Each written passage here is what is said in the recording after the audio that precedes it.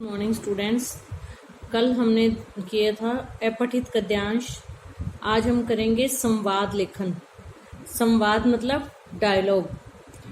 जब कोई दो जने आपस में बातचीत करते हैं ना, तो वो जो बोलते हैं बातचीत में वो डायलॉग्स कहलाते हैं। एक जना कुछ कहता है, दूसरा उसका जवाब देता है। जैसे बातचीत करना, वाद विवाद करना, कथन कहना, ये सब क्या है? डायलॉग। और डायलॉग को ही हिंदी में कहते हैं संवाद, अर्थात बातचीत। नाटक, कहानी तथा एकांकी के पात्रों की आपसी बातचीत को संवाद कहते हैं। नाटक, कहानी तथा एकांकी के पात्र। अब पात्र मतलब करेक्टर। अब जैसे कोई नाटक स्टेज पे होता है, आप लोगों के जैसे स्कूल में कोई फंक्शन होता है तो स्टेज पे कोई नाटक होता है, उसमें मान लो लक्ष्मीबाई का है, कोई लक्ष्मीबाई बनता है, कोई अंग्रेज बने, कोई सैनिक बने, तो वो आपस में जो बातचीत करते हैं वो क्या होती है? संवाद, डायलॉग। और संवाद की भाषा सरल, स्पष्ट होनी चाहिए, छोटी होनी चाहिए। जो डायलॉग्स है ना वो ज्यादा लंबे नहीं होने चाहिए, क्योंकि वो याद नहीं रहते फिर।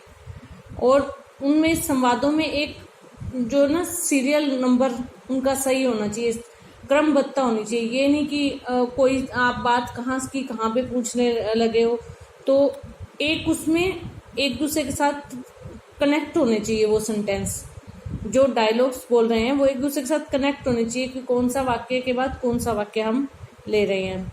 तो ये सारी चीजें जो है वो संवाद लेखन में ध्यान रखनी होती है। संवाद मीन्स डायलॉग। अब जैसे माता और बेटा है, पुत्र है, माँ और पुत्र है, वो आपस में कोई बात कर रहे हैं। पुत्र कहता है कि माँ मुझे ना 20 रुपए चाहिए। तो माँ कहेगी किस लिए चाहिए बेटा? तो बेटा कहता है कि मुझे ना नोटबुक खरीदनी है। तो माँ कहेगी बेटा कौन सी नोटबुक खरीदनी है?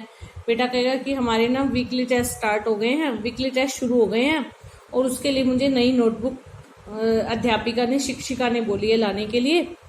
तो माँ कहेगी कि तुम्हारे पिताजी को आ जाने दो, उनसे रुपए ले लेना। तो बेटा कहेगा ठीक है माँ। तो ये आपस में उनकी जो बातचीत हुई वही क्या है? संवाद होते हैं। अब एक इसमें उदाहरण दिया है, पहलवान और ग्रामीण की बातचीत। ग्रामीण होता है गांव का रहने वाला। पहलवान, तुम भले ही अकल में बड़े हो, लेकिन ताकत तो मुझ में अधिक है। पहलवान कहता है ग्रामीण को, तो उसकी बात का जवाब देगा फिर ग्रामीण, अच्छा पर यह तो बताओ तुम्हारे अंदर कितनी ताकत है? पहलवान कहता है तुम चाहे अकल में बड़े हो, पर शक्ति तो मुझ में ही ज्यादा है। तो ग्रामीण कहता है अच्छा पर यह तो बताओ तुम्हारे अंदर कितनी ताकत है? तो पहलवान फिर कहता है मैं 5 क्विंटल की चट्टान को एक हाथ से उठाकर आकाश में उछाल सकता हूँ। तो ग्रामीण कहता है जरा इस रुमाल को उस ऊंची दीवार के पार तो फेंक कर दिखाओ।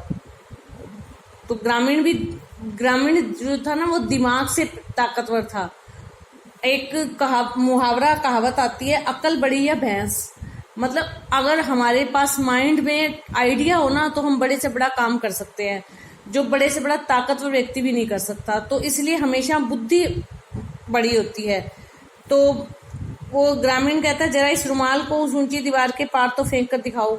तो पहलवान कहता है यह कौन सी बड़ी बात है? तो ये 2-2, 3-3 वाक्यों में जो दोनों की बातचीत है वो क्या है? संवाद लेखन। आगे है, दिल्ली में बढ़ते अपराधों के बारे में 2 बुजुर्ग होते हैं सीनियर सिटीजन, जैसे आपके दादा है, नाना है। तो बुजुर्ग व्यक्ति जो है वो 2 लोग आपस में बात कर रहे हैं, दिल्ली में क्राइम, अपराध बहुत बढ़ गए हैं। कोई भी नाम आप दे सकते हो, और एक का नाम ओम प्रकाश है, एक का नाम राम सिंह है। अगर यहाँ पे उन्होंने 2 नाम दिए हों, दिल्ली में बढ़ते अपराधों के बारे में ओम प्रकाश और राम सिंह के बीच संवाद, तब तो आप ओम प्रकाश और राम सिंह ही लोगे। अगर यहाँ नाम नहीं दिए, 2 बुजुर्गों के बीच संवाद, तो आप कोई भी नाम लिख सकते हो, ओम प्रकाश, राम प्रताप, राम सिंह, मोहनलाल, ठीक है, श्यामलाल, कुछ भी लिख सकते हो। ओम प्रकाश, आपने आज खबर सुनी? राम सिंह, हाँ सुनी थी, पता नहीं शहर को क्या होता जा रहा है। ओम प्रकाश, पहला जमाना ठीक था, पर आज तो घर में भी आदमी सुरक्षित नहीं है।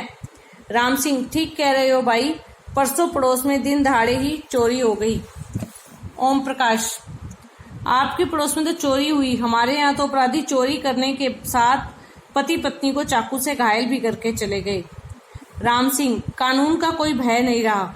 ओम प्रकाश, आज बस में लूटमार की खबर से मैं सन्न रह गया। राम सिंह, हाँ इससे बुरा और क्या हो सकता है। ओम प्रकाश, पुलिस भी लाचार होती जा रही है। राम सिंह, सच तो यह है कि समाज में विचारों की गंदगी बढ़ती जा रही है, इससे हम सब मिलकर ही ठीक कर सकते हैं। इस प्रकार ये जो आपसी जो बातचीत है ना, उनको संवाद के रूप में लिखना, यही संवाद लेखन है। बार बार लाइट का कट लगता है, बिजली जाती है, तो उस पर दो गृहिणियां, दो घरे हाउसवाइफ्स की आपस में बात हो रही है, श्रीमती वर्मा, श्रीमती शर्मा। अब यहाँ पे आप कोई भी नाम ले सकते हो, श्रीमती रमा, श्रीमती सीता, श्रीमती गीता, कुछ भी आप लिख सकते हो। तो ये इन दोनों की बातचीत है। एक कह रही है क्या कर रही हो, दूसरी कह रही है अभी कपड़े धोए हैं, पहली कहती है शाम के 5 बजे, तो दूसरी कहती है बिजली चली गई थी। तो ये आपसी जो बातचीत है, और आपको ये ध्यान रखना है कि अब जैसे मिसिस श्रीमती वर्मा है ना, 1 2 3 वाक्य श्रीमती वर्मा ने कहे और 3 वाक्य श्रीमती शर्मा ने कहे। तो यानी आपके 6 से 8 के बीच में आपका संवाद लेखन होना चाहिए। यानी एक बार जो बात होगी ना, उसका 2 जने बात करेंगे। श्रीमती शर्मा ने कहा क्या कर रही हो, वर्मा ने कहा कपड़े धोए हैं। शर्मा ने फिर कहा कि शाम को 5 बजे, तो वर्मा ने कहा कि लाइट चली गई थी। फिर शर्मा ने कहा कि हाँ बार बार लाइट चली जाती है। वर्मा कहती बहुत परेशानी हो रही। तो अभी 3 वाक्य, 3 शर्मा के थे, 3 वर्मा के थे, तो 6 हो गए। इसी तरह से आपको 3 या 4 एक जने के वाक्य लेने हैं, संवाद लिखने हैं। तो आपको कल आपका होमवर्क है कि पिता और पुत्र के बीच